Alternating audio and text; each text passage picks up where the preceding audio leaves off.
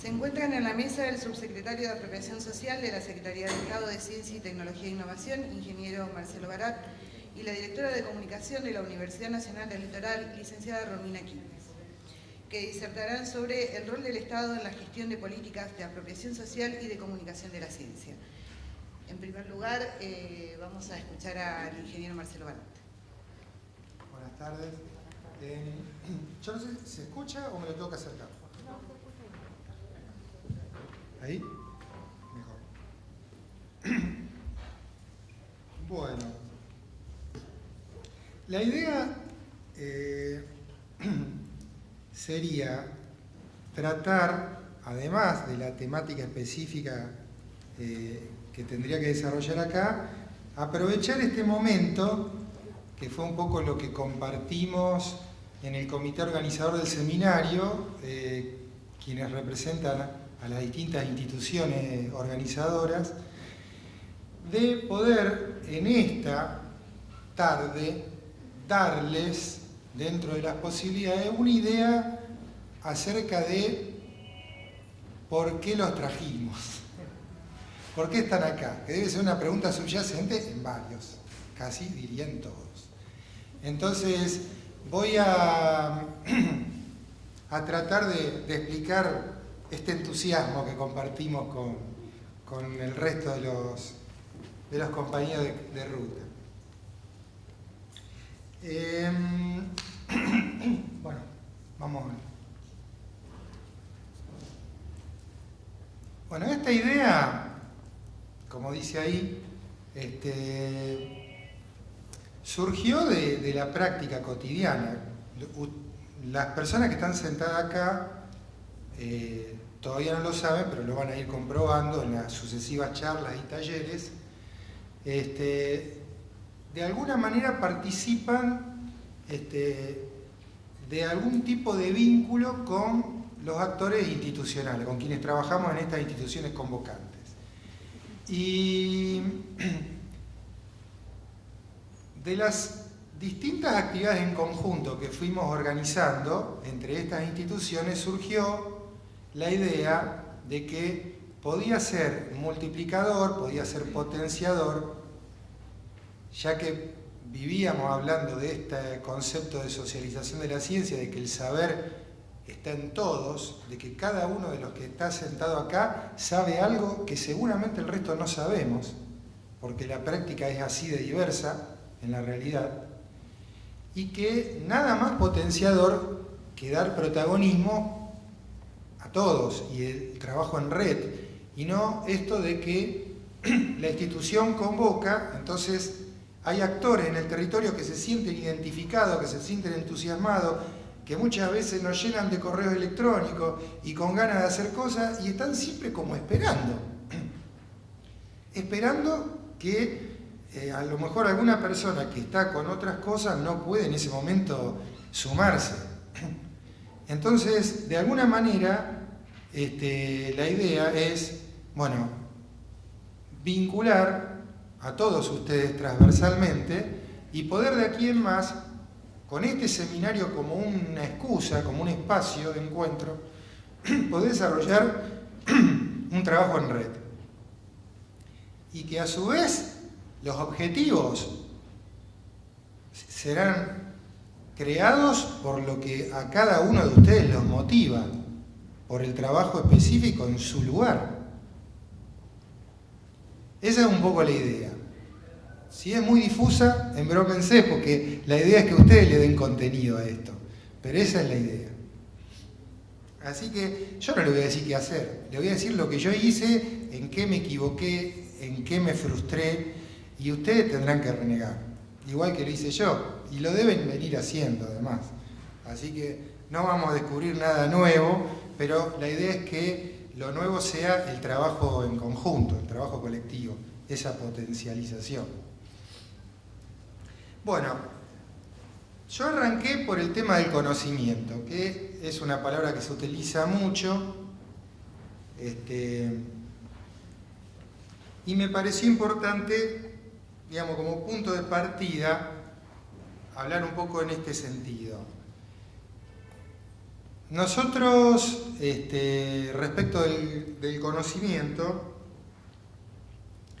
tenemos, en general, a todos nos pasará, la experiencia de haber participado en instancias en donde una persona que adquirió un saber, lo transmite una experiencia, y la gente que lo escucha lo incorpora de diferente manera.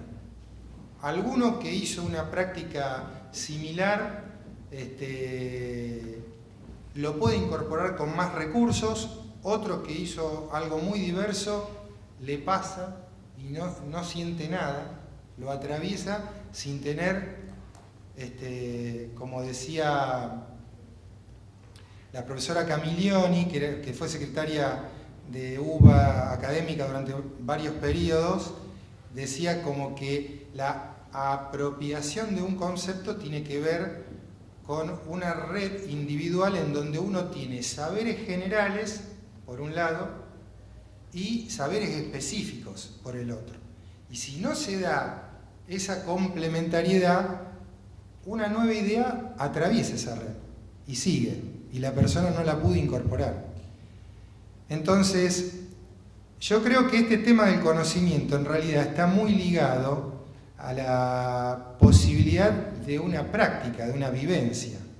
Si uno lee algo, escucha algo, no necesariamente lo incorpora, cuando es algo muy nuevo. Entonces, desde ese lugar me parecía importante hacer una primera caracterización.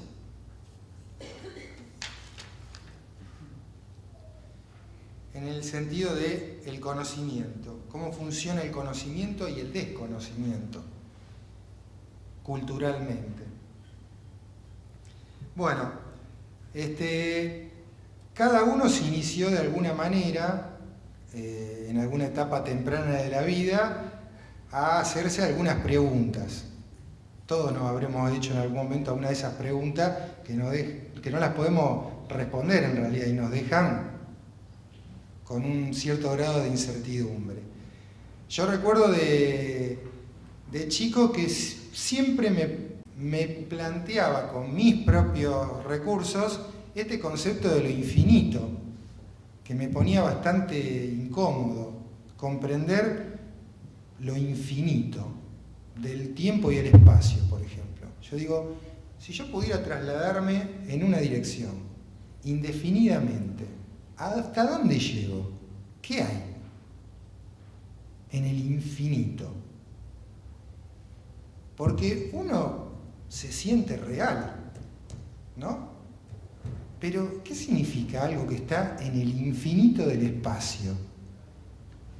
Es como que el cerebro le cuesta incorporar ese concepto. Y lo mismo con el tiempo.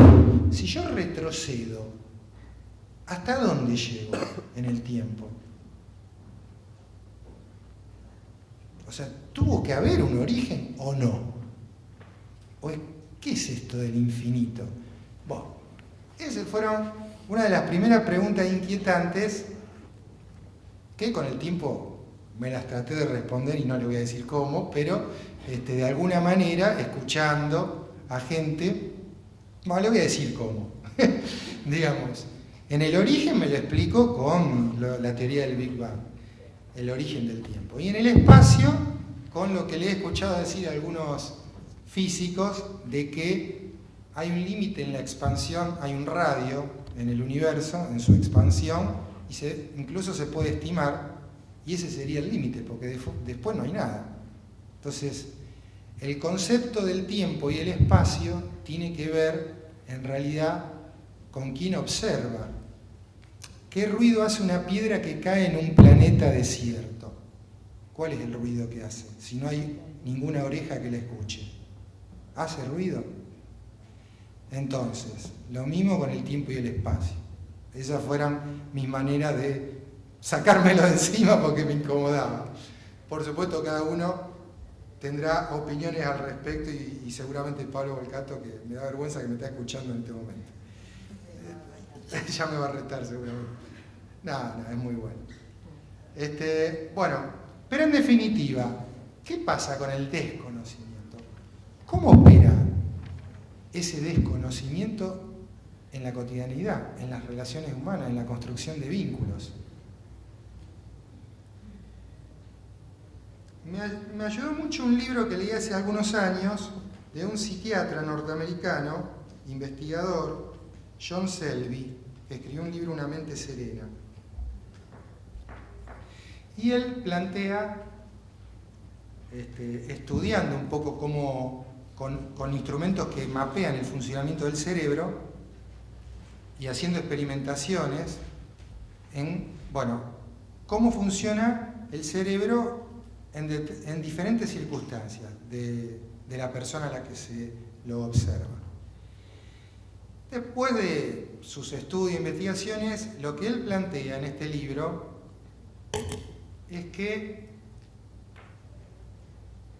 desde el origen evolutivo de la vida, el sistema nervioso de los seres vivos fue desarrollando distintos mecanismos y varios de ellos orientados a garantizar la supervivencia. Entonces, el sistema nervioso central de todos los seres vivos tiene un mecanismo que está fundamentalmente diseñado para garantizar que ese ser no muera, o por lo menos intentar de que sobreviva. Concretamente hablaba del cerebro humano, en donde él plantea que hay un lugar, como una especie de amígdala en el cerebro, que funciona como gatillo de disparo temprano de una alerta. Es lo que funciona cuando nosotros, estando distraídos, tocamos una plancha hirviendo. La mano se mueve antes de que yo entienda qué pasó. No me di cuenta y la mano se movió. Si yo tuviera que racionalizar de acuerdo a este proceso consciente, me arruinaría la mano.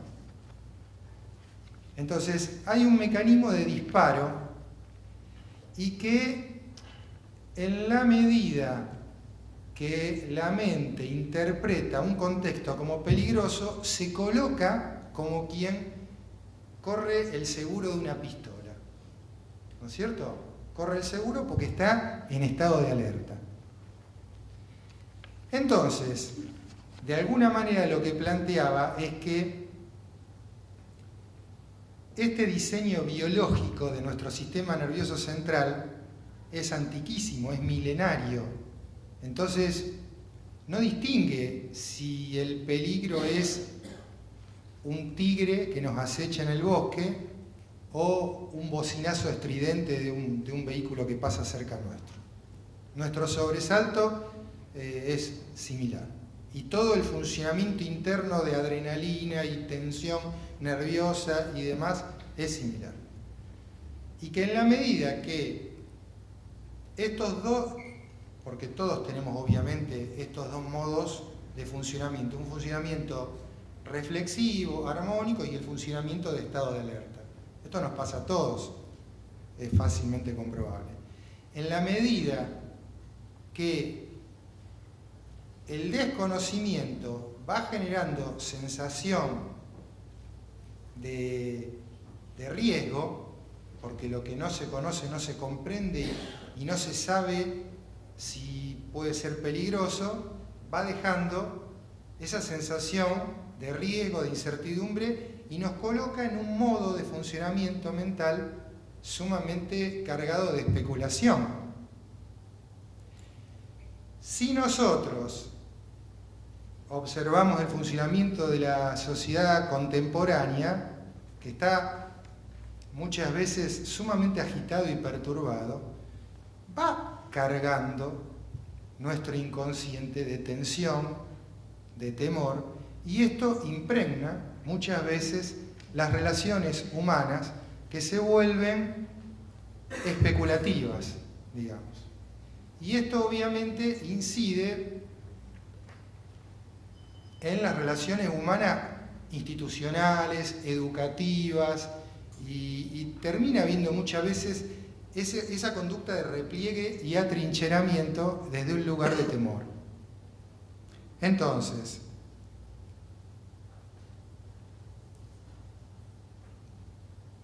¿cuál es el riesgo de todo esto? Que ese temor nos lleva generalmente al aislamiento. Y ese aislamiento nos limita en la posibilidad de crecer, intercambiar, aprender, evolucionar, compartir, etc. Entonces, ¿avanzamos, Adelmar?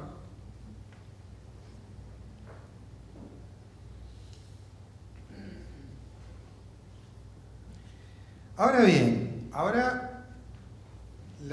si la otra es la de cal, esta es la de arena, no sé nunca cuál es cuál. Por la positiva, el conocimiento. ¿Cuál es el vínculo entre conocimiento y saber, que es un poco lo que desarrollaba antes? Acá me remonté bastante, pero no se asusten que es simplemente una referencia. Lao Tse es una de las piedras filosofales de la cultura china. Este hombre no quería escribir, él, digamos, desarrollaba su visión de la vida en la vivencia con sus discípulos. Era un maestro de filosofía, nunca quiso escribir. Cuenta así una especie de leyenda que cuando decidió irse a morir a la montaña y quiso cruzar la frontera entre China y Tíbet, el guardia fronterizo, que era discípulo de él, lo metió preso y lo obligó a escribir, si no, no lo soltaba. Entonces este hombre, que estuvo 3 días escribiendo de mala gana, como buen viejo cabrón, arranca el libro diciendo: el Tao que se transmite no es el Tao absoluto. Es la primera frase de su único libro, el único libro que se le conoce, y está diciendo el Tao como concepto de el sentido de la existencia, lo que en Occidente se podría considerar la verdad. La verdad no se puede transmitir, hay que aprenderla en la vivencia. Podemos leer 1000 libros, podemos hacer 80 seminarios como este, que si no lo traducimos a esto en una vivencia, en una experiencia práctica, el conocimiento nos va a atravesar y no lo vamos a transformar en sabiduría. Bueno, y estas frases las puse porque me parece que eran bastante significativas. El conocimiento se transforma en saber a través de la vivencia durante la práctica de una acción transformadora de la realidad. Con esto no quiero impregnarle un sentido moral a acción transformadora de la realidad. Digo simplemente eso. Concretamente, como ejemplo, ¿alguien conoce algo tan aburrido como un manual de instrucciones de un aparato, por ejemplo? Son muy pocas las personas. Yo no sé quién se tomará. Bueno, sí, seguramente acá hay docentes que los deben leer. Que arranca diciendo: conecte el switch así, porque si lo conecta así no. Y si le pega un martillazo, la garantía no se lo repone. Si lo mete dentro del horno, se va a derretir. Todas estas cosas que vaya a ver por qué motivo los fabricantes consideran que las tienen que poner. Por lo general, en un texto determinado, un 7% puede llegar a servirnos para lo que nosotros necesitamos en ese momento, que es hacerlo funcionar para las 2 o 3 funciones que nosotros requerimos en ese momento. Entonces, algunos son, la mayoría, previsores y los guardan. Pero también está, por ejemplo, mi mamá, que lo hace un bollo con el papel de envoltorio y lo tira con muchas ganas, lo tira. Yo noto que se excita cuando lo tira al manual de instrucciones, como diciendo: ahí vas a parar a donde tenés que estar. Es decir, esa información que no está vinculada a una necesidad interior, a una vivencia, es muy difícil de incorporar. Es algo aburridísimo. Y aparte, sinceramente, yo respeto y aprecio mucho a la gente que lo lee, pero a mí me resulta imposible. Lo que sí lo guardo, entonces cuando tengo una duda voy y lo consulto, y ahí incorporé el concepto. Porque me ha pasado de tomarme la molestia de leerlo, y así como lo leo, desapareció de mi mente. Porque si no lo usé, no lo incorporé. El conocimiento abre una oportunidad para iniciar una acción. esta acción permite incorporar saberes que desarrollan nuestra capacidad de comprensión. Es decir, este seminario es una puerta. Nosotros estamos acá, le decimos, che, está bueno, pero la decisión de abrirla es de ustedes, de atravesarla y de ver qué hacen a partir de eso.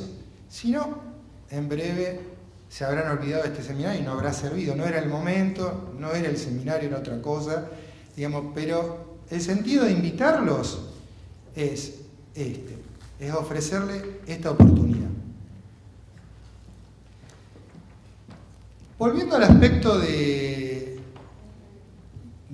cómo operan las relaciones tradicionales en la sociedad, yo creo que a todos nos ha pasado, porque sabemos que la mayoría de ustedes intenta hacer cosas, y no siempre, como decía Pablo antes, uno enciende la luz y a partir de ahí aprieta una tecla y echa a andar.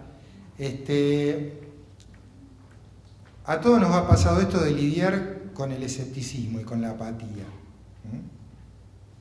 Entonces, yo creo que en el fondo esto funciona, mi experiencia, como la metáfora del Principito cuando habla del zorro y las uvas. Es decir, en el fondo subyace una visión filosófica de falta de confianza en el propio potencial, y de ahí obviamente proyectado al potencial colectivo. Es decir, todos seguramente internamente tenemos un sueño, tenemos una expectativa, querríamos hacer algo significativo con nuestra vida. Está el que le gusta el arte, el que le gusta el deporte, etcétera, etcétera. Ahora, en algún punto, por esta práctica tradicional de las instituciones en la sociedad, se produce un adormecimiento de esa fibra interior que todos los niños traen y, por diferentes motivos que podríamos analizar, y en algún momento uno dice, no quiero seguir saltando para alcanzar ese racimo de uvas, porque en definitiva las uvas están agrias, como decía el zorro del Principito. Creo que tiene que ver con la cuestión de la confianza, y por eso creo que es un aspecto importante a abordar como una herramienta para de alguna manera golpear en la conciencia dormida de tanta gente. Suena ostentoso y pretencioso, pero bueno, ¿qué va a hacer? Vamos a compartir. Lo positivo es que estamos acá parados en el final del camino de 15.000 millones de años de evolución del universo. No hay nada más moderno que nosotros. Y contamos, cada uno de nosotros, con la principal joya de el producto de esta evolución. La tenemos, si me permiten, no voy a señalar la mía. Acá. Y en cada una de las cabezas de todos ustedes. Ahí está el resultado de 15.000 millones de años de evolución de la existencia. Debe haber otras por ahí, en algún otro planeta, supongo, además de las que caminan por el nuestro. Y si encima le sumamos lo colectivo, estamos sumando una joyería.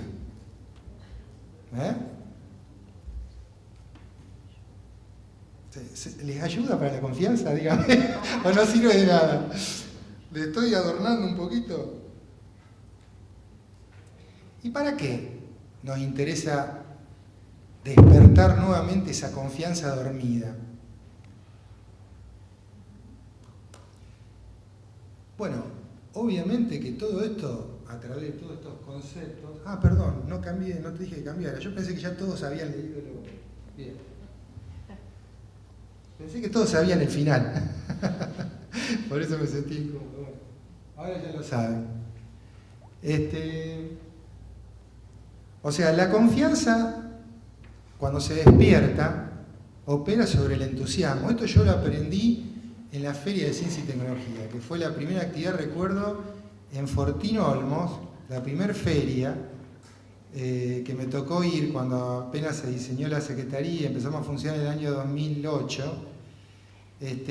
La Feria de Ciencia es un programa tradicional que tiene como 40 años en el país, que sobrevivió a todos los procesos de rupturas institucionales y de orfandad por parte del estímulo oficial, porque los docentes en el territorio la seguían empujando, contra viento y marea, esos héroes que tenemos en todo el territorio de la provincia. Y a mí me tocó, como primera experiencia, que me fisuró la cabeza, llegar en un año que había sido una sequía terrible, un año que no llovía. Nos tocó ir allá al norte, al medio de la cuña boscosa, esto queda de vera, metiéndose, en ese momento no había ni siquiera pavimento todavía terminado. Llegamos a un paraje, a una escuela, que yo digo acá, mamita, lo que va a ser esto es un velorio. Bueno, llegué, era un carnaval. O sea, llegué, había una escuela llena de docentes, de niños, un griterío, los chicos que corrían, los stands, la feria. Por supuesto, viste, llega, no importa quién de Santa Fe, te agarran como si valiera la pena, viste. Entonces te llevan por aquí, te llevan por allá. Me acuerdo que me sentaron las chicas del jardín de infante, que me quedaban la rodilla así, digo que viste una sillita que te queda la rodilla por acá. Entonces la nena, como ya te tiene, viste, por supuesto siempre las nenas, arrancan las nenas, 2 nenes y 2 nenes, pero arrancaron las nenas, ¡pah! Una vela en la nariz, dice, nosotros fabricamos estas velas aromáticas con cáscara de cítrico, y los varones así, viste, no abrían la boca. Entonces las nenas terminaron y le hicieron pin, entonces los varones empezaron a decir algo así. Bueno, fue una cosa que yo terminaba después tratando de que no se me notaran los lagrimones, porque era una cosa tan movilizadora, la alegría, el entusiasmo. Habían venido los docentes de los parajes del medio de la cuña boscosa, terminaron con una obra musical con la profesora de música que era el abecedario y entonces el rol de cada letra y que la H es muda y que estaba triste porque la H estaba triste porque era muda y venía otro y le decía no, el silencio es importante y además vos ayudás a otras letras a mejorar su pronunciación. Una cosa increíble. Bueno, yo dije, esto no lo terminaba de entender, pero esto tiene un valor gigantesco. O sea, despertar este protagonismo en estos chicos tiene un valor. Ahora vamos a tratar de entender, yo te quería entender cómo es esto para llevarlo. Bueno, esa es la sensación que me queda después de esta experiencia de algunos años de gestión, es que hay como una realimentación que va entre otorgar protagonismo en la persona que al principio agarra la pelota y no sabe qué hacer, por lo general hace algo medio limitado, la primera vez que la recibe, y ya después va creciendo. Y sobre todo va planteando sus propias metas, que son las que verdaderamente lo entusiasman.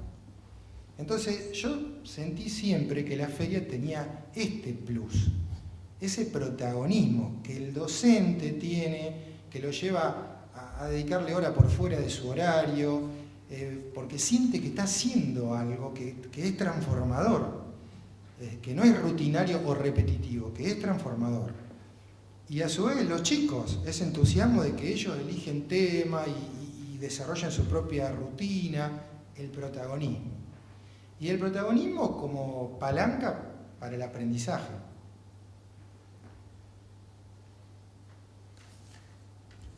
Obviamente que lo de mañana va a girar en torno a eso, al protagonismo. Así que esa es un poco la idea que yo quería compartir.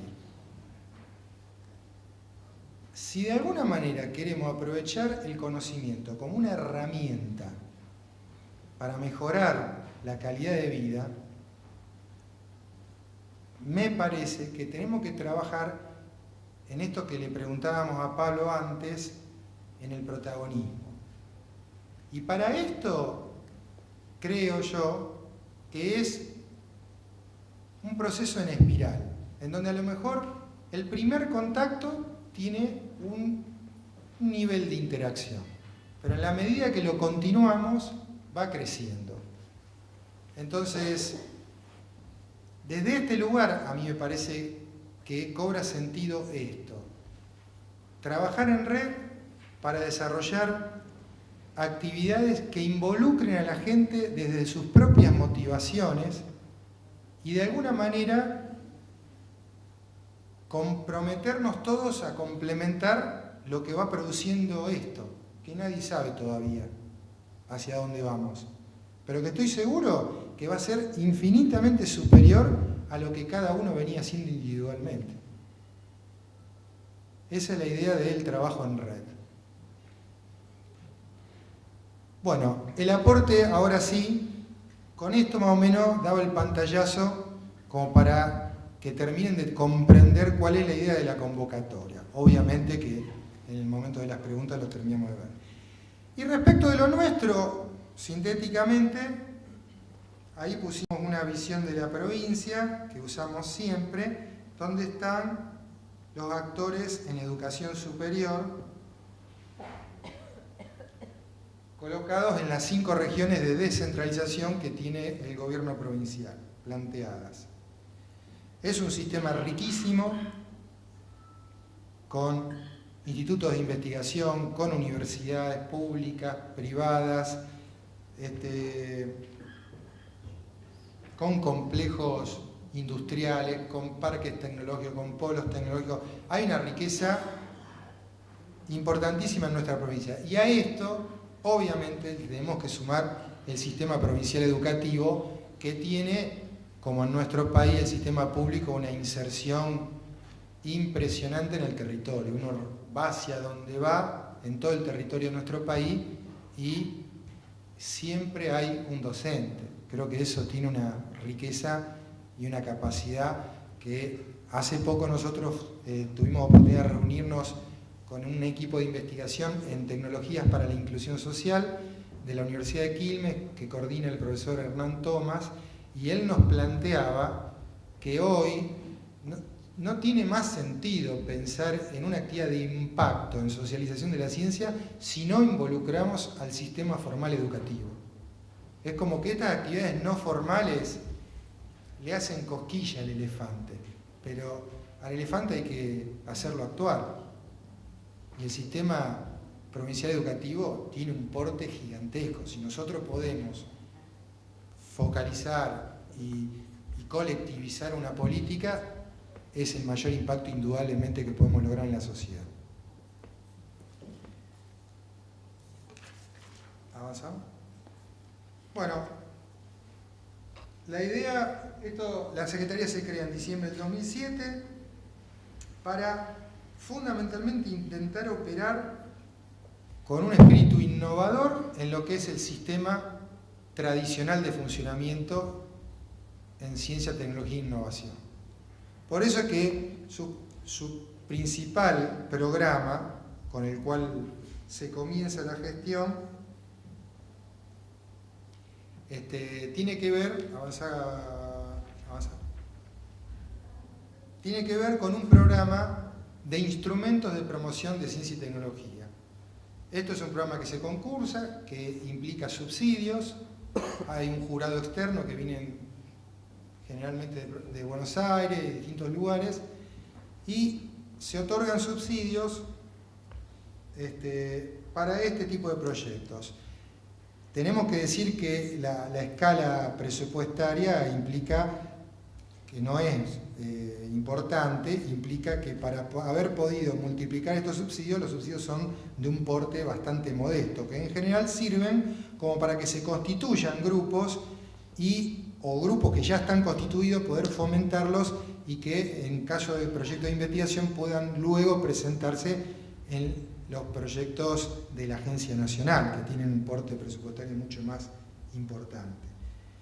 Hay distintos instrumentos, ahí está detallado, desde proyectos de investigación y desarrollo científico y tecnológico, transferencia al sector productivo, formación e inserción de profesionales, asociativismo entre empresas y entre empresas y grupos de investigación, creación de parques y polos tecnológicos, avancen. Y la última, que sería como la niña bonita que todavía está en el horno, que sería este anuncio que hizo el gobernador de crear una agencia santafesina de ciencia, tecnología e innovación, ya con un presupuesto de varios millones, en donde ya la provincia podría generar un impacto mucho más importante en este sentido. Avancemos. Bueno, nuestra subsecretaría se plantea como propósito fundamental desarrollar acciones estratégicas de aprovechamiento de los recursos disponibles para mejorar la calidad de vida de los ciudadanos. Esto desde un lugar de promoción y no de ejecución, promoción y articulación. El rol institucional, promoción de políticas, de utilización del conocimiento para la inclusión social, desarrollo de programas de actividad en el territorio, articulación con instituciones y actores.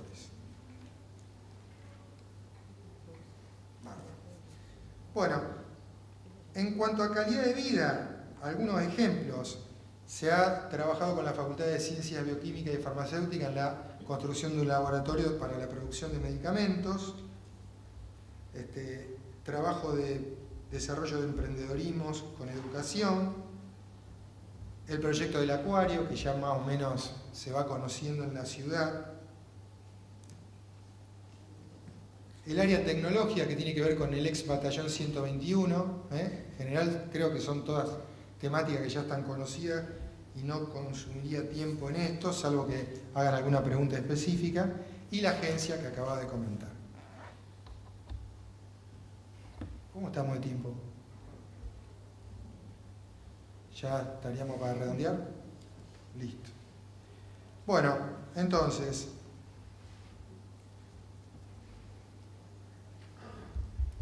es más o menos, esto es repetitivo de lo que ya dije antes.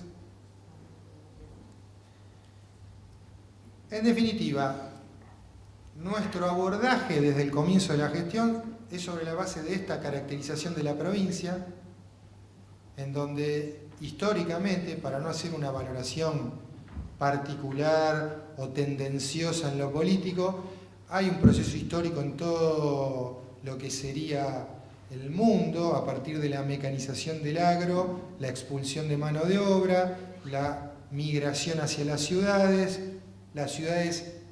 integran a estos sectores como pueden y muchas veces no pueden, y se producen situaciones de alto nivel de vulnerabilidad y de alto nivel de conflictividad social. No voy a ahondar en esto porque se nos dispara el alerta temprano con la inseguridad y perdemos la capacidad reflexiva. Así que mantengámonos en este lugar. ¿Seguimos?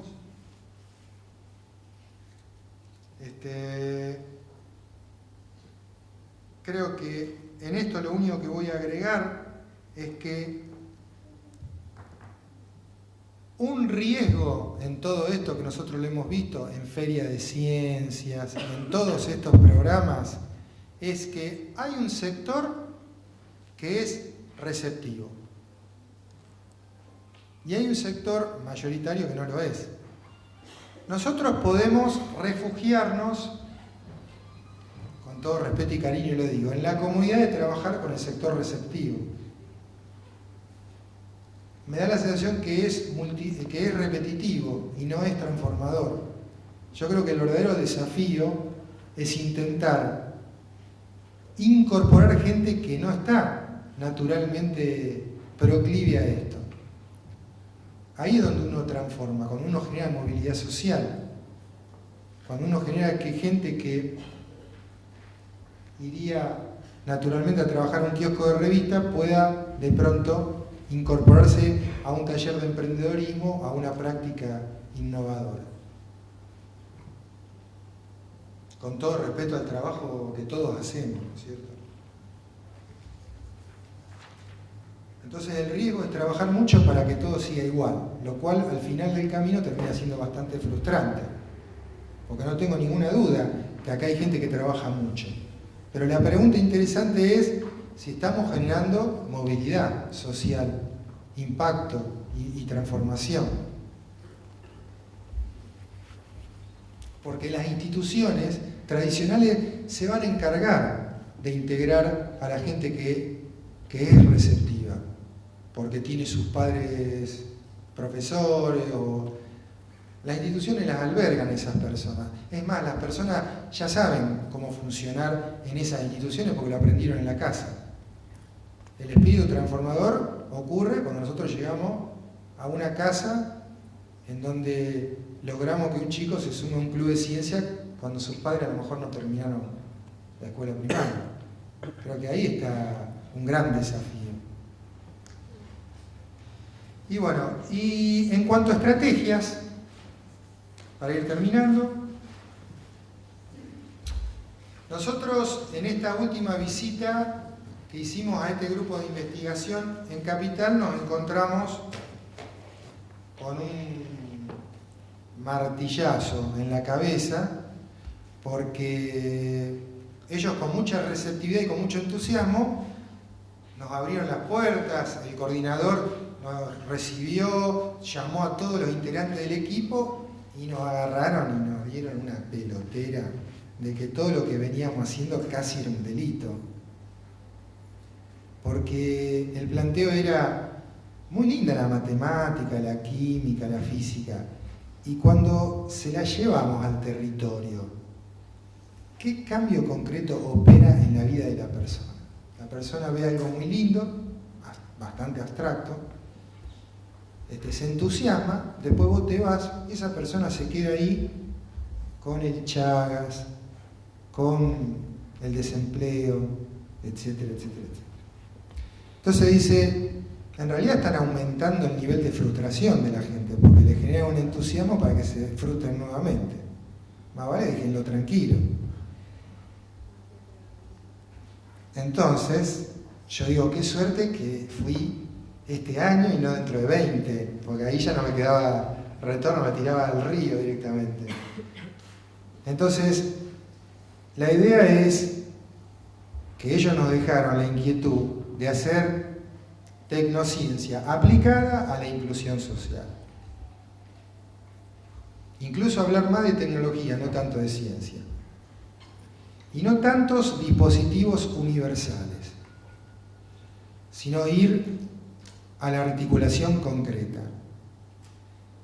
Pero bien, después de ese impacto, que me fui mareado de esa reunión, de alguna manera empecé a rever que para poder llegar a hacer una propuesta anclada en lo concreto, uno tiene que lograr vínculos con actores protagónicos insertos en la realidad local y a su vez construir un diálogo, una confianza, un intercambio para que en esa construcción colectiva en donde pueda venir alguien con un saber de otro lugar, de relevamiento de otras experiencias positivas en otro lugar, ponerlo en juego con actores del territorio y que se produzca una construcción colectiva para elaborar un diagnóstico, una construcción de sujeto consciente, de identidad, para qué queremos hacer nosotros acá. Porque una vez me dijo, no, yo quiero que venga el gobierno anterior porque yo comía más asado con el gobierno anterior. Puede ser. Pero digamos, la construcción de identidad, de sujeto, de expectativa, de objetivos, es algo que está por verse. No es algo que uno llega al territorio y mete un cospel a una expendedora de gaseosa y retira la gaseosa que uno elige.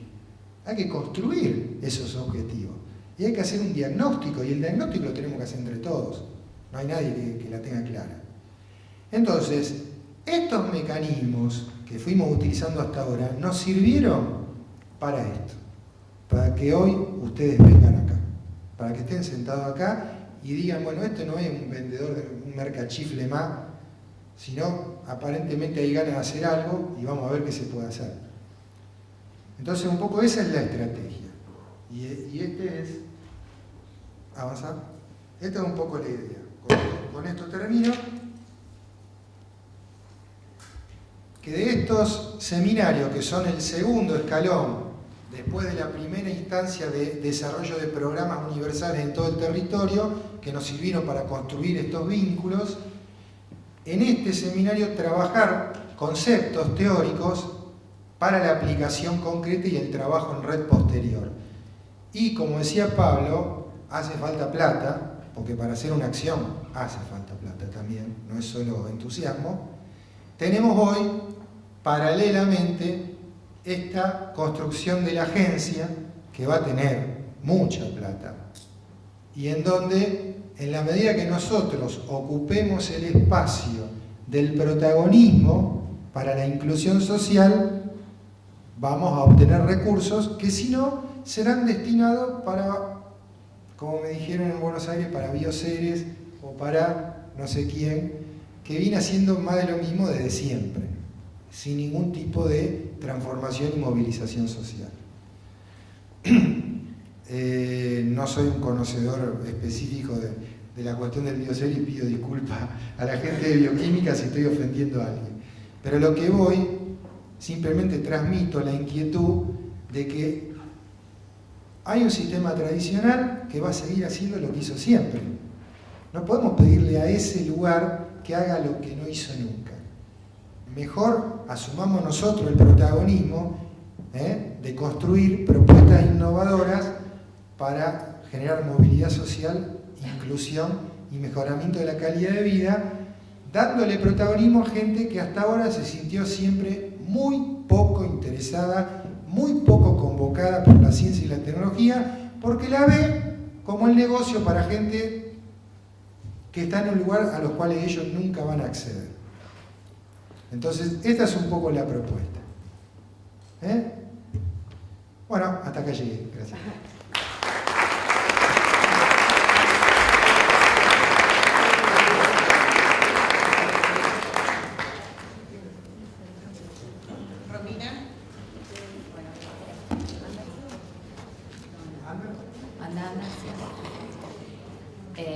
Me dijeron que me daban el control remoto y el manual de instrucciones del control remoto.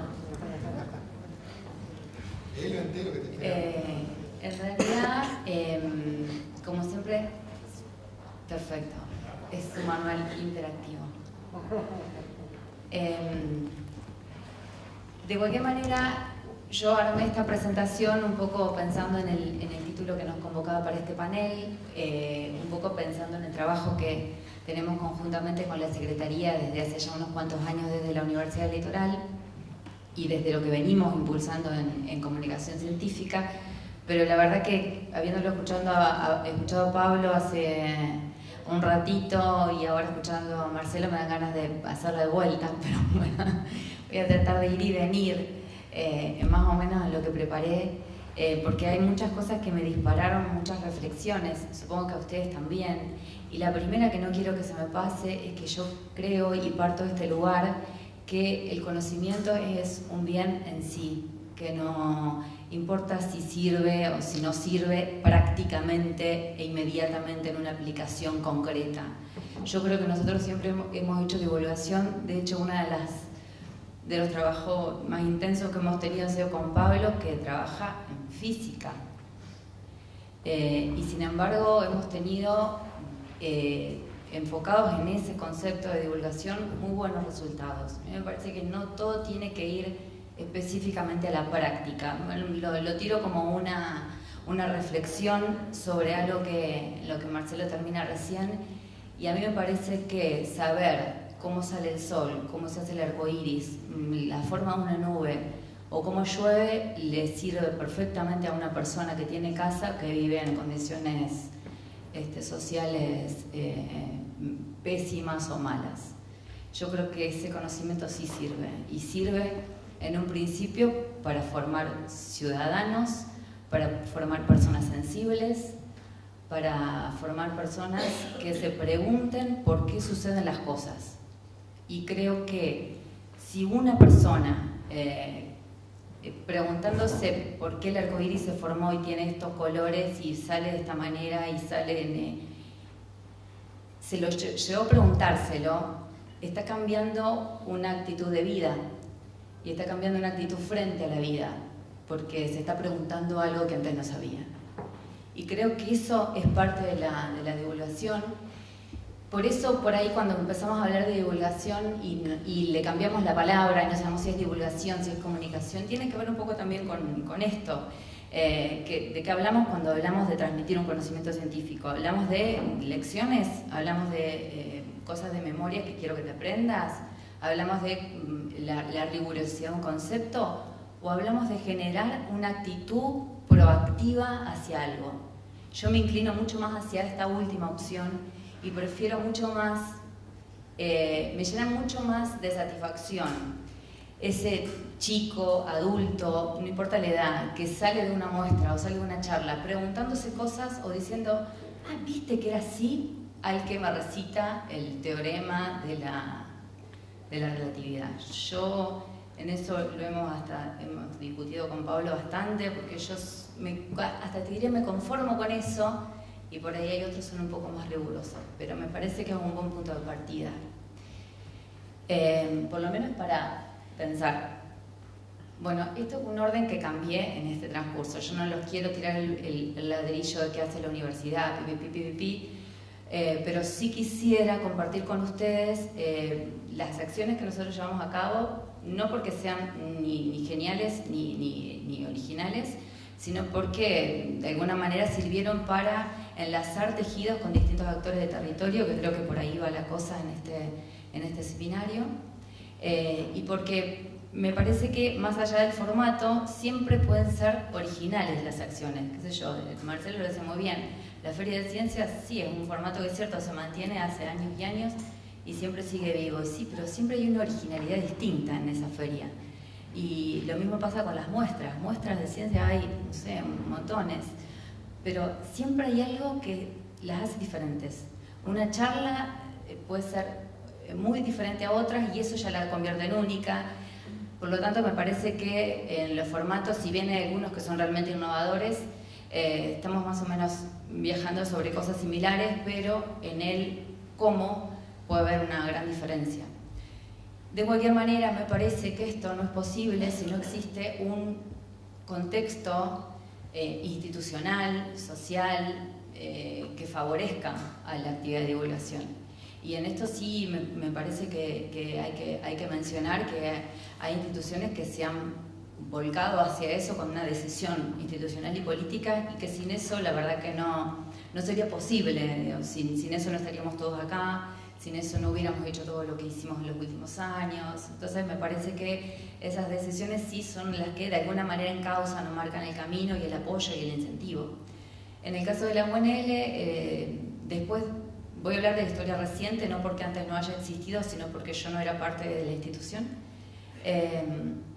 Se formaliza al interior de la institución la creación de un programa de comunicación de la ciencia en el año 2008, con un objetivo que les sintetizo acá, que es contribuir a una mayor proyección de la ciencia en la comunidad, crear conciencia de que la ciencia y la investigación son aspectos prioritarios para el progreso social y económico del país, y promover un cambio cultural que le otorga a la ciencia el lugar preponderante. Yo ahí lo completaría, cerrando un poco lo que arranqué diciendo al principio, un cambio cultural, que está bien, le otorgue a la ciencia, pero que también le otorgue al ciudadano el poder creer que puede cambiar las cosas conociendo, sabiendo.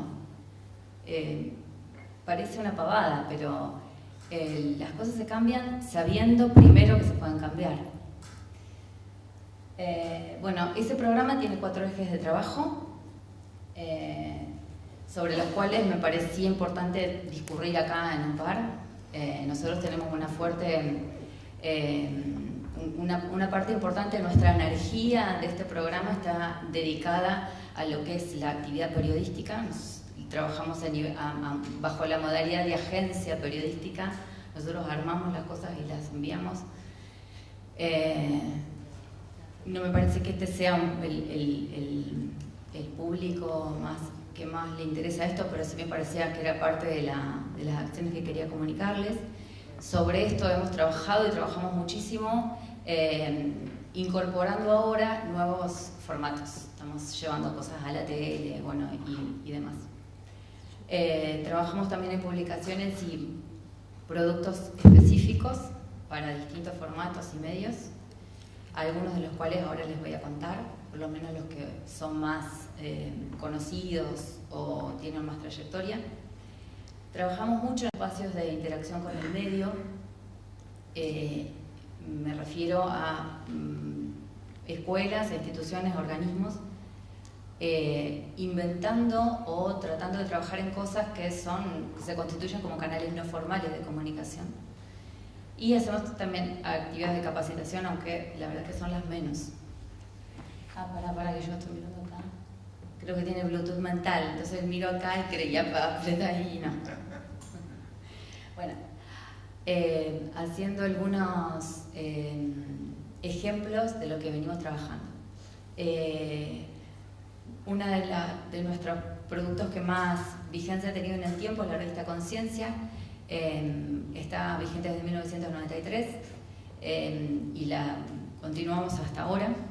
Es una revista que desde el lenguaje de la divulgación recupera investigaciones, etcétera, etcétera, tratando de llevar algo que para nosotros es central, que es el concepto de agenda pública. Tratar de tomar un tema de actualidad y ese tema de actualidad profundizarlo. O un tema que esté en el debate público por alguna razón, muchas veces no es profundizado debidamente por los medios de comunicación, entonces tratamos de aportar algo más desde la construcción de la ciencia. Yo traje algunos ejemplares que dejé acá. Marcelo dice que yo me apropio de los espacios, pero no es verdad. Simplemente dejé en una franjita algunas de las revistas que traje para que se lleven. De cualquier manera hay un contacto para que si quieren incorporar a la escuela para que llegue, lo podemos hacer. Bueno, esa revista tuvo un hijito en un momento que se llamó Conciencia en la Escuela, que después por otras razones y por otros productos que nosotros fuimos sacando y que sacaron otros organismos, la ciudad de Santa Fe concretamente, lo dejamos, porque era un esfuerzo muy grande y era llevar el contenido del informe central de la revista a la escuela con lenguaje para niños, básicamente para escuela primaria, y todo siempre con la asesoría de un docente. Hacíamos actividades para el aula, qué sé yo, estaba muy lindo, pero la verdad que era un esfuerzo terrible, y hubo otros productos muy similares en un momento en Santa Fe y bueno, como que se comenzaron a competir entre sí. Y recorriendo Santa Fe fue una experiencia limitada, pero que terminó, que estuvo muy linda también y que la pueden encontrar en la web si les interesa, que también tenía esta misma tónica de recuperar los debates actuales, pero llevando la cuestión al territorio. Bueno, recientemente, como les decía, nosotros hemos incursionado en el formato audiovisual porque nos gusta mucho y porque tiene una repercusión muy grande, sobre todo incorporando a las nuevas generaciones. Y es por eso que empezamos a armar cosas para tele, y les traje como una frutillita para el final, que es un tráiler de un serial de ciencia para televisión que terminamos ahora, estamos terminando, que se llama Ciencia que va, que se lo hicimos con el apoyo de un subsidio que ganamos del Ministerio de Ciencia de la Nación. Bueno, Pablo recién mencionaba su participación en Física a la Carta, en el programa del legendario Bauman, que ya no está más, pero tenemos algunas otras cositas que hacemos como muy algunas que tienen entidad de micritos, el ¿sabías qué? Tal cosa, bueno. ¿Sabías qué? El arcoíris, hoy estoy con el inspirada. Bueno, tratamos de llevar ejemplos cotidianos hacia micritos. Aula Radial también fue un ejemplo. Impaciencia va a salir ahora, próximamente es el próximo programa de ciencia entero que nos vamos a animar a hacer. Que también traje un demo, pero no quiero abusar. Bueno, en la colaboración interinstitucional hay varios ejemplos en los que seguramente muchos de ustedes algunos conocen, y además tanto Pablo como Marcelo abundaron en ellos. Pero bueno, está esta instancia del café científico, que es muy rica, que tiene un público estable de gente, es más o menos, llega más o menos a un volumen muy parejo de gente. El café científico no tiene picos ni para arriba ni para abajo, es una actividad que está buena, porque sostenida en el tiempo permite atraer distintas personas que voluntaria o involuntariamente están ahí y pescan algo. Bueno, la Semana Nacional de la Ciencia, en la que me quiero detener un cachito, el Festival de Arte, bueno, yo fui enumerando algunas cosas.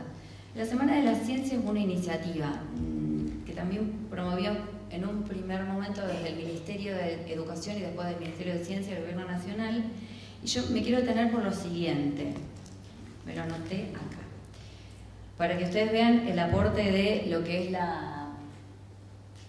¿Estoy bien? Sí, estoy bien. De lo que es la colaboración interinstitucional. En nuestra primera semana nosotros nos arreglamos solitos. Dijimos, bueno, inventamos nombres de charlas, qué sé yo, medianamente atractivos, no me van con los mosquitos, qué sé yo, cosas así, eran todas charlas para escuela secundaria, y invitamos a las escuelas a venir a distintas charlas o laboratorios de la universidad. Ahí participaron 1000 alumnos. Eso fue en el 2005. En el 2007 hicimos videos, exposición de videos científicos. Había una actividad conjunta que era Cinecien, trajimos videos científicos junto con el CCT Santa Fe, entonces en ese momento era el CERID, y hicimos la proyección del video seguido por un investigador que aclaraba, abonaba sobre lo que se había visto, profundizaba algunas líneas, qué sé yo, habíamos pasado desde La Verdad Incómoda, la película de Al Gore, y hablábamos de cambio climático, bueno, cosas así por el estilo, y participaron 3.461 personas, 3 veces más. En 2008 y 2009 volvimos a la metodología de hacerla de visitas de laboratorios, y los números volvieron a bajar, 1.200 y 1.900, 1.200 en 2008 y 1.900 en 2009. Desde 2011, comenzamos a incorporar el trabajo más activo con las escuelas e involucrando también en la semana otras acciones más fuertes que llevaba adelante la universidad, festivales, etc. Fue un núcleo de años en los que hubo bastante desarrollo interno de la actividad en la UNL. Vieron que por ahí las cosas tienen su maduración en las instituciones. Hubo un par de años, 3 años, en los que todo un poco explotó y se armaron como muchas más actividades, muchas de ellas involucrando escuelas. Y esa fue una clave para que de 1.200 alumnos pasáramos a 4.200, así. Es un número, yo sé que se explica de 1000 maneras, pero me parece simbólico. Y así fue creciendo, 4.500 en 2012, 4.700 en 2013.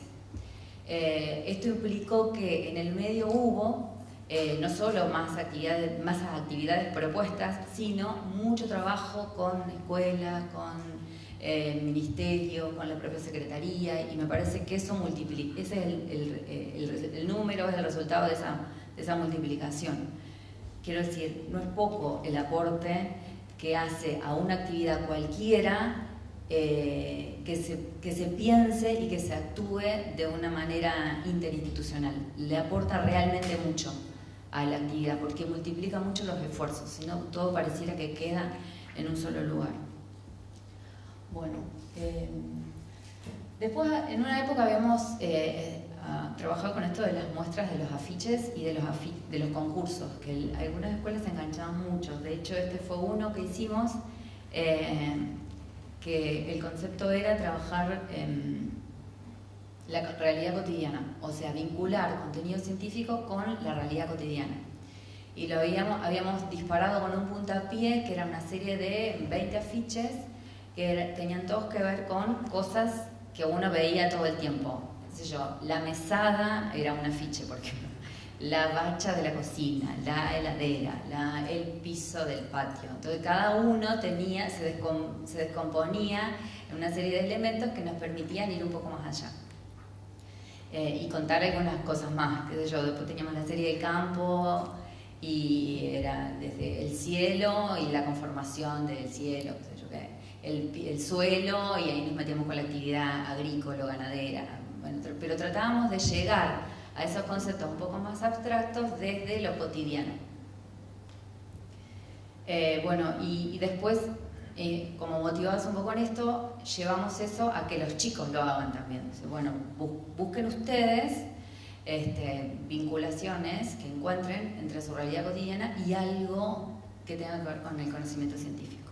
Y bueno, nos fue bastante bien, hasta tuvimos, no sé por qué, repercusión nacional y bueno, vinieron las fichas de Chubut, fue una cosa loquísima ese concurso.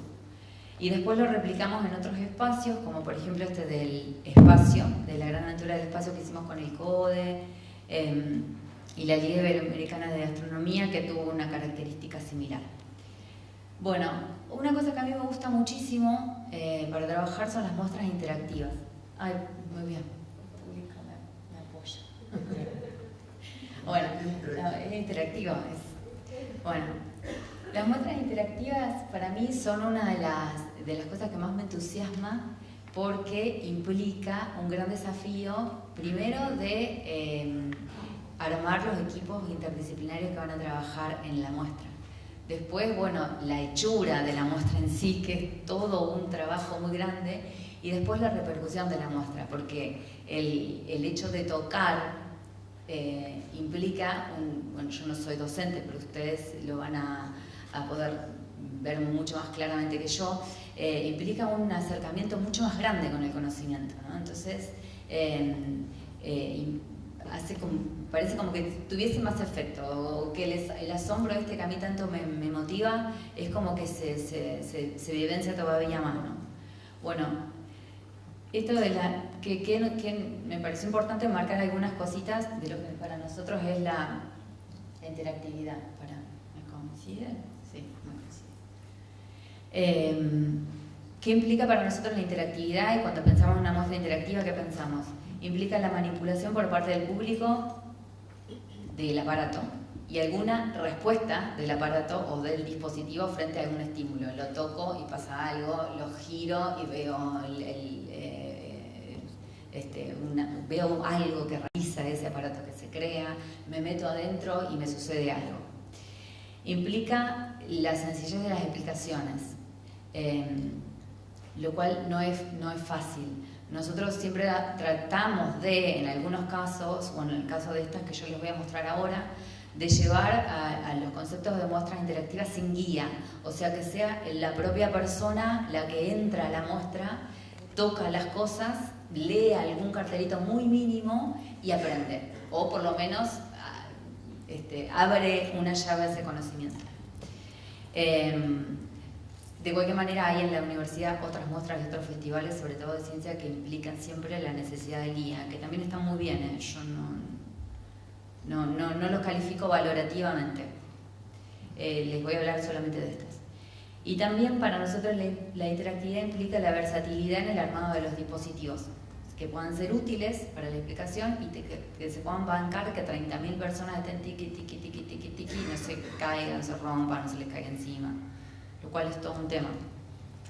Bueno, detrás de cada experiencia, ¿qué es lo que hay que armar? Primero, un equipo interdisciplinario, lo que me parece lo más difícil de todo, pensar un poco a qué nos estamos definiendo, un concepto a explicar que yo diría que también es una de las cosas centrales, un concepto o algo a lo que nos vamos a referir. Bueno, después de cada experiencia, justo eso fue Pablo, pero esta muestra que les voy a mostrar la hicimos con un grupo que estaba integrado por él y fue realmente complicado ponerse de acuerdo con... Ahora que se fue Pablo. No, mentira. Es muy complicado en realidad ponerse de acuerdo, yo lo hablo desde el lugar del investigador, con el científico que quiere el detalle. Entonces voy a decir, no, entran 50 caracteres. Y bueno, y ahí se arman como algunos barullos, pero en general se puede lograr el acuerdo pacífico. Bueno, no. Después de la elección de la experiencia y la constitución de los equipos, buscar los artesanos, los técnicos, los maestros capaces de ejecutarla, guionar la charla o lo que sea, dar la charla en sí o lo que sea.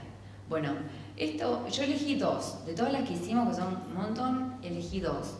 Una porque estamos en el año del Mundial, Esto nos cayó en una semana de la ciencia que eligieron la fecha del mundial para hacer la semana de la ciencia. Con lo cual la bola que nos daban los alumnos era como nula. Entonces dijimos, ¿qué hacemos con estos pibes? ¿De qué le hablamos? Bueno, nadie quería hablar, venían con la camiseta, con cosas pintadas, nadie quería hablar de otra cosa. Entonces dijimos, bueno, vamos a hablar de la ciencia en el fútbol.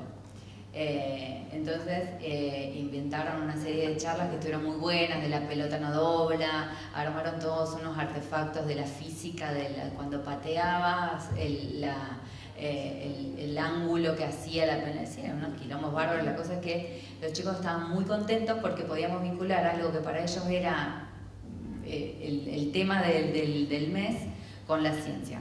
Bueno, en eso tuvo mucho que ver Pablo, porque dar con el investigador adecuado para las actividades que uno piensa es tan clave como pensar la actividad adecuada.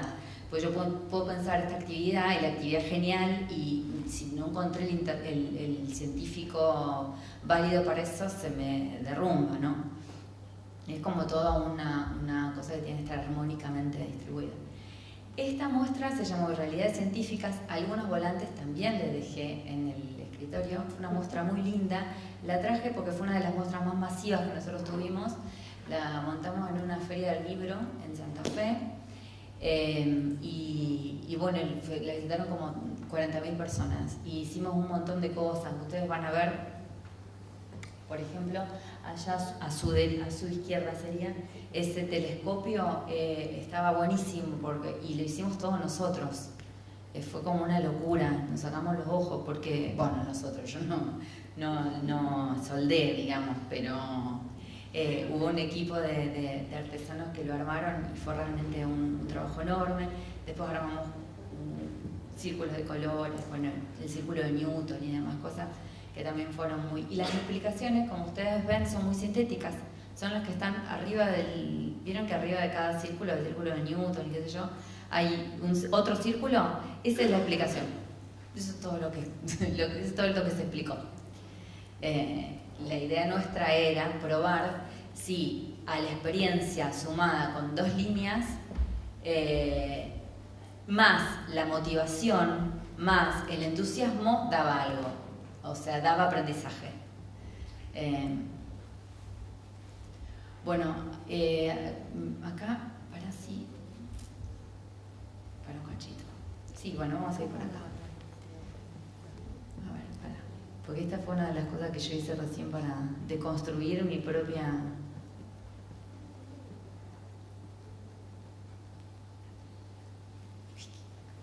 Bueno, ahora vuelvo al principio. Para nosotros, ¿qué es el concepto de divulgación? Que esto es como bastante clave. Que puede tener ambición de enseñanza, pero en realidad no es un vehículo para aprender una teoría y no reemplaza a la educación formal. Que debe generar sorpresa e inquietud entre quienes escuchan, o sea que sea un disparador de curiosidades. Que debe generar más preguntas que respuestas. Y también identificar interlocutores y caminos para resolver esas preguntas. Y que lleve implícita la búsqueda de una explicación, que a veces la tienen ahí y a veces se la llevan, y eso también está bueno. Y para nosotros no se limita a un público específico, por más que siempre estamos pensando en eso, sino que todos pueden ser potenciales públicos del mensaje. Por ahí es impensado, pero puede llegar a muchas más personas de lo que uno cree. Y ahora sí voy a volver al final. Bueno, me pareció que sin ánimo esto es un aprendizaje permanente, sin ánimo de decir lo que hay que hacer, ni mucho menos, pero sí me pareció de tomar, así como tips, para transmitirles de lo que son las claves que uno puede tomar para la comunicación de la ciencia. Hablamos de la constitución de equipos multidisciplinarios, que le hemos dedicado recién al tiempo a eso. Tiempo para la elaboración de las producciones, tanto las periodísticas como las muestras interactivas para 30.000 personas, como el programa de radio.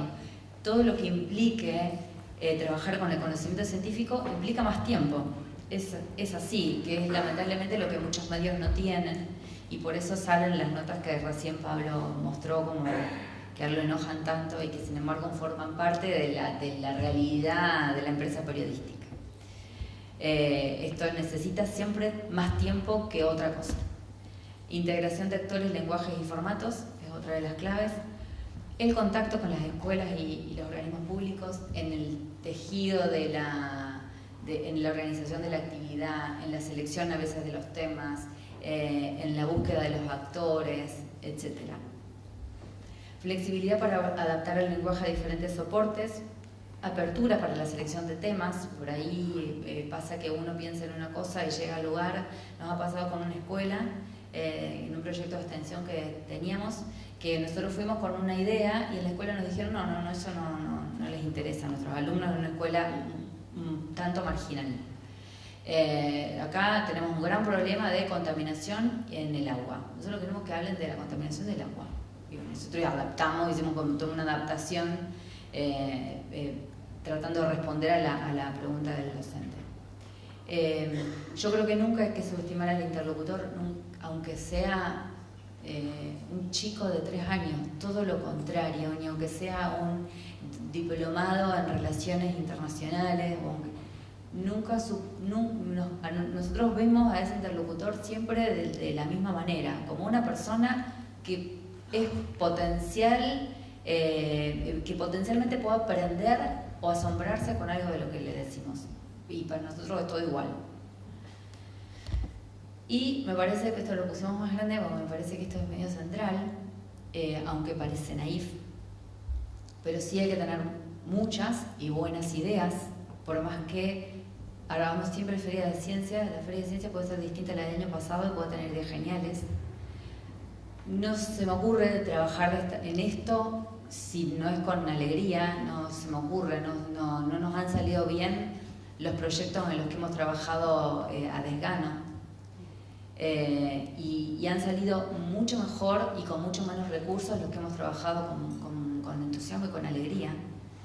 Que hay que caminar y recorrer en la búsqueda de las alianzas, en la búsqueda de quienes nos pueden ayudar, en la búsqueda del científico adecuado para esta charla, en la búsqueda de la escuela que está interesada en esto. No son todos iguales. Y encontrar aquello que nos sirve y aquello que le sirve al otro en una búsqueda permanente. Bueno, antes les doy las gracias, pero si tengo 5 minutos dura el tráiler, yo se los quería mostrar solamente porque lo terminamos hace un día y yo estoy como entusiasmada, me parece que todo es ciencia que va, pero es nada más que una de los productos que nosotros elaboramos, que todavía no tiene pantalla, pero que está bastante armadito, y que nos parece que aborda una de las lenguajes más... Yo creo que la universidad... No, más interesante que para divulgar, que es la tele, ¿no? La tele, la internet, no solamente la tele como pantalla tele, sino la nueva televisión, digo, la televisión que no tiene prime time, la televisión sin horario, la televisión de la compu y de las redes sociales. Yo creo que la universidad tiene que, en primera instancia, dar respuesta a los problemas más importantes del territorio, de la gente, de los recursos, etcétera, de su territorio. Es un desafío, forma parte de un desafío en las universidades, el tema de cómo enseñar e investigar. Es como una especie de atajo que le permite a uno trabajar las grandes preguntas acerca de la vida social. Para nosotros nuestro trabajo es un hobby, yo creo que no es fácil trabajar en lo que a uno le gusta y en lo particular yo disfruto enormemente de mi trabajo. Y por lo tanto, trabajar con la gente a la cual le afecta una enfermedad es enriquecedor. La investigación tiene que ayudar a resolver problemas y mejorar las condiciones de vida de la gente, del mundo en general. No se puede ser muy ambicioso, pero hay que conocer la realidad para poder transformarla.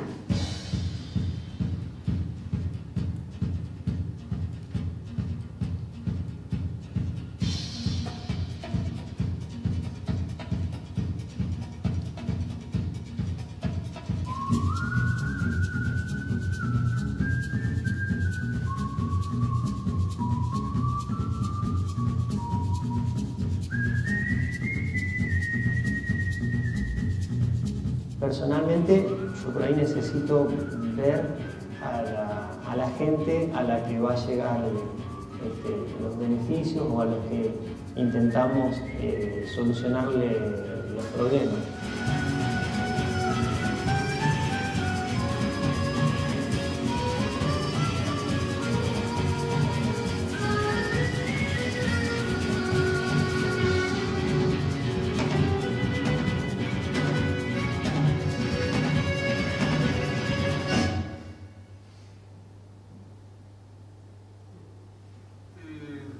¿Este bosque? La imagen sí. Podríamos parar entonces para verlo un poco más adelante. ¿Seguir? Más adelante del camino, ahí nos podemos meter a la derecha y vamos a hacer la otra parte. Perfecto, seguimos un poquito más.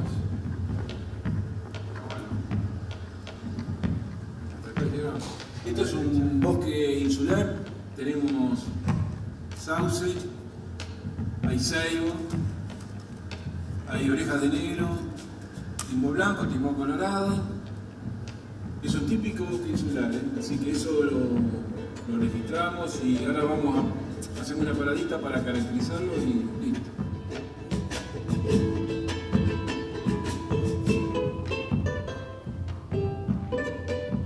La cuña boscosa santafesina es una cuña de bosque denso, básicamente de quebrachales, que viene de Chaco y se va angostando a medida que vamos hacia el sur.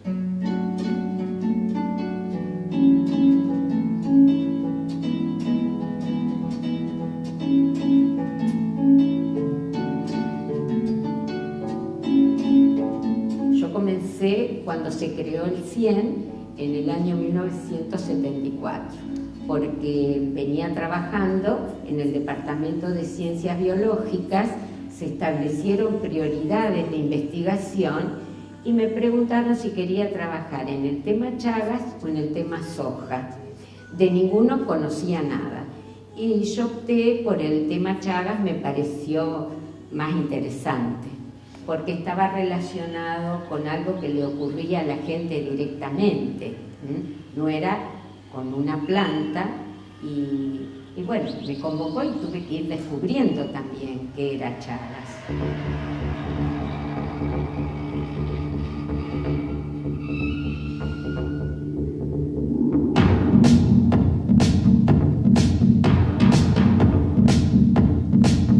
Este es un ejercicio de criminología pública, o sea, de public criminology, en expresión en inglés, digamos, del intento de lograr que este campo de saber trascienda las fronteras de la universidad y se inserte en un lugar que es el debate público y político, en donde ya el problema del delito tiene un lugar muy fuerte. Entonces, tratar de hacer oír la voz que nace de los estudios científicos nos parece algo muy relevante.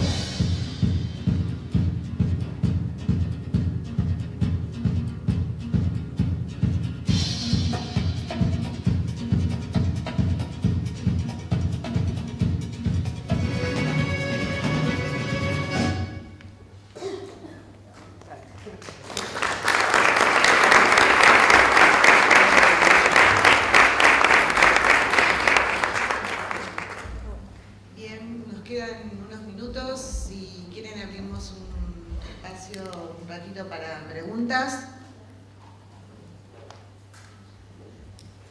Estamos cansados ya. Sí, la verdad que todos llegamos al viernes agotados, les agradecemos muchísimo el acompañamiento, así que en principio nos vemos mañana. Bueno, agradecemos entonces a los materialistas. A ver. Acá aprovechen los materiales que trajo Romina. De paso, antes que se vayan, una cosita. Coincido plenamente con la aclaración que hizo Romina en el comienzo, que tal vez quedó desprolijo por el intento de no extenderme en el tiempo, pero comparto plenamente la vocación que tiene ella de que el saber, y lo tenía puesto, nada más que se me salteó el slide. Obviamente que es algo muy concreto despertar en un chico la vocación por la alegría que representa conocer, aprender, y eso es muy concreto. Por supuesto que compartimos que no todo tiene que ver con la tecnología material, obviamente que las condiciones subjetivas son algo muy concreto, ¿no es cierto? Bien, nos vemos mañana entonces.